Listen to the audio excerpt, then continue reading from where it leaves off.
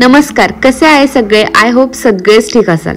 तर सगळ्यांना हा प्रश्न पडतो की मी माझ्या केसांना कोणते तेल लावते. तर तेच मी आज सांगणार आहे या ब्लॉगमध्ये. ब्लॉग शेवटपर्यंत नक्की पहा. तर चला, वेळ वाया न घालवता आपण आपल्या विषयाकडे वळूयात. आणि माझी केस कशी वाटली हे पण कमेंटमध्ये नक्की सांगा. घरासमोर जास्वंदाचं झाड असल्यामुळे मी त्याच झाडाची 4 ते 5 पानं तोडून घेतले आपल्याला तेल बनवण्यासाठी. त्यानंतर आम्ही इथे तेल बनवण्यासाठी अर्धा लिटर खोबरेल तेलाची बॉटल घेतले. ती तुम्हाला 250 रुपयेपर्यंत आरामात भेटून जाईल. जास्वंदाची 5 ते 6 फुले कमी असतील तर कळ्या देखील सुद्धा तुम्ही ऍड करू शकता. त्यानंतर पाने, कढीपत्ता, कोरफड, त्यानंतर आपण एका वाटीमध्ये मेथी दाणे घेतले, कलुंजी घेतले. कलुंजीचे फायदे म्हणजे ओमेगा असल्यामुळे केसांची वाढ होते आणि अॅमिनो ऍसिड असल्यामुळे केसांचे मूळ मजबूत होतात. जवस घेतले आहे. त्यानंतर आपण आवळा अशा प्रकारे कट करून घेतलाय. एवढी सामग्री आपल्याला तेल बनवण्यासाठी लागणार आहे. आपण कोरफड, आवळा आणि कांदा असे बारीक बारीक कट करून घ्यायचेत. कांद्याचे फायदे सांगायचं म्हटलं तर कांद्याने आपले केस खूप सिल्की होतात.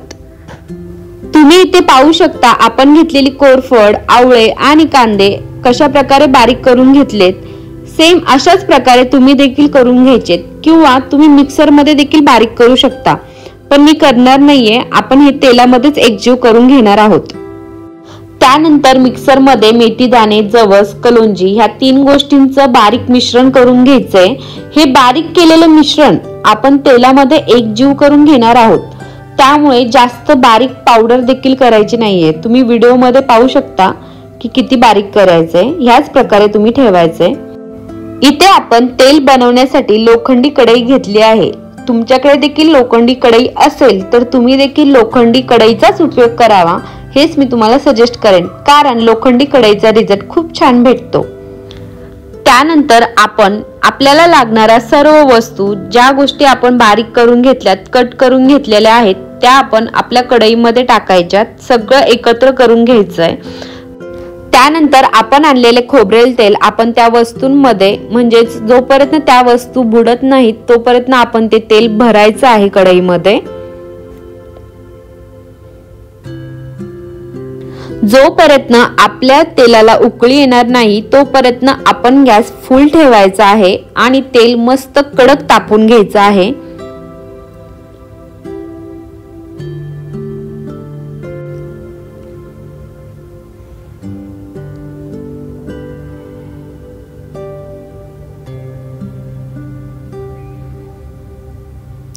तुम्ही इथे पाहू शकता आपल्या तेलाला हळूहळू उकळी येत चालली आहे.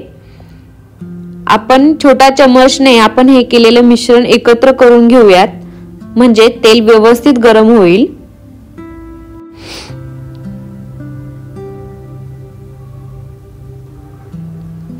तुम्ही देखील तेलाला उकळी आल्यानंतर 4 ते 5 वेळा हलवून घ्यायचंय.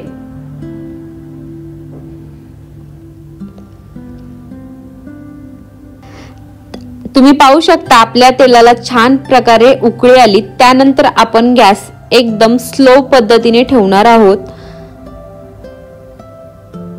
एकदा का तेलाला उकळी आली त्यानंतर आपण 1.5 ते 2 तास ते तेल कढून घ्यायचं आहे.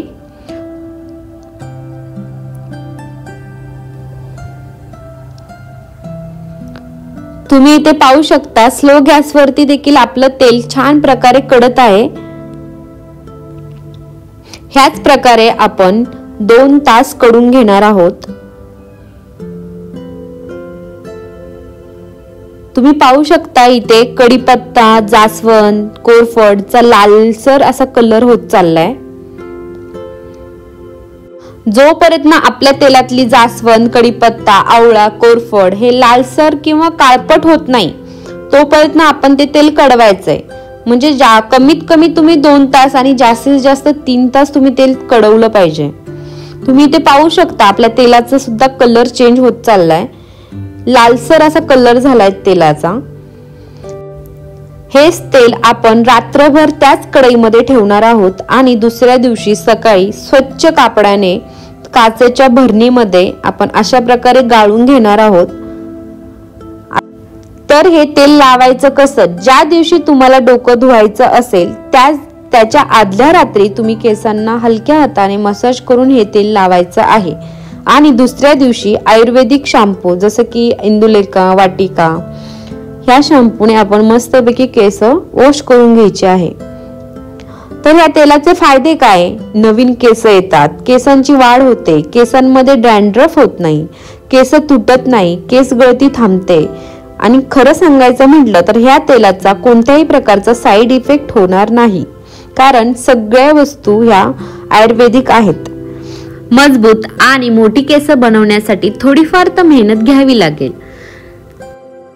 व्लॉग आवडला असेल तर चॅनलला सबस्क्राईब करायला विसरू नका। बाय, पुन्हा भेटूया नवीन ब्लॉग मध्ये।